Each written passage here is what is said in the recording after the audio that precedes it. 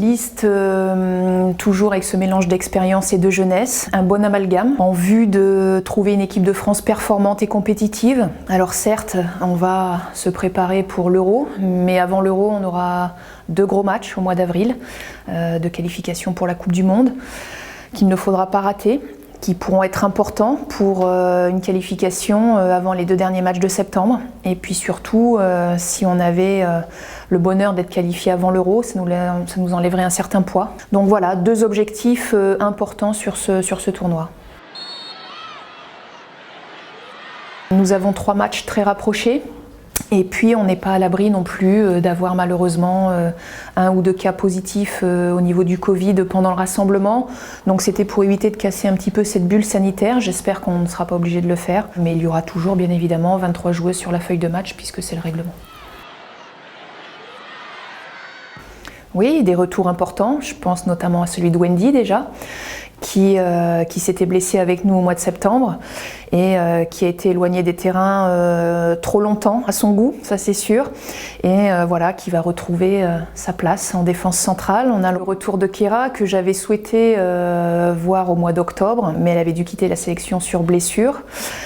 Donc au mois de novembre, avec l'histoire que l'on connaît, ce n'était pas possible, et aujourd'hui ses performances avec Paris depuis son retour sur les terrains sont bonnes, voilà. Et le fait qu'elle ait réintégré cette équipe de Paris m'a permis également de la revoir avec l'équipe de France.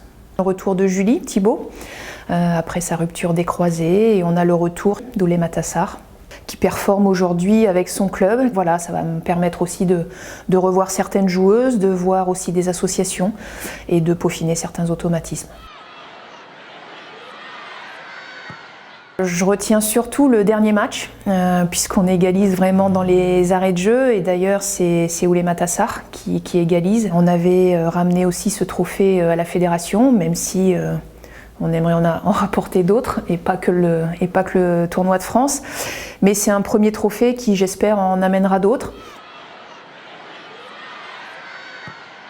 3 équipes complètement différentes au niveau du style de jeu, mais 3 équipes qui vont nous permettre d'asseoir notre plan de jeu, de revoir certaines associations ou peut-être des nouvelles tout simplement. Alors, la Finlande, équipe qualifiée pour l'Euro, une équipe athlétique, une équipe coachée par Anna Signol, que je connais bien puisque l'on travaille ensemble sur des programmes de coaching, que ce soit à l'UEFA ou à la FIFA.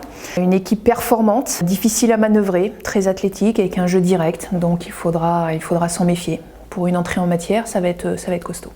Le Brésil, que l'on connaît très bien, donc ce sera un match difficile, comme toujours, sous la houlette de Pia Sundhage, une équipe intéressante, toujours à jouer avec un style bien à elle. Et puis pour terminer, les Pays-Bas, championne d'Europe en titre encore, et puis bon, qui a fait ses preuves aussi, vice-championne du monde, et puis un très bon parcours au dernier jeu.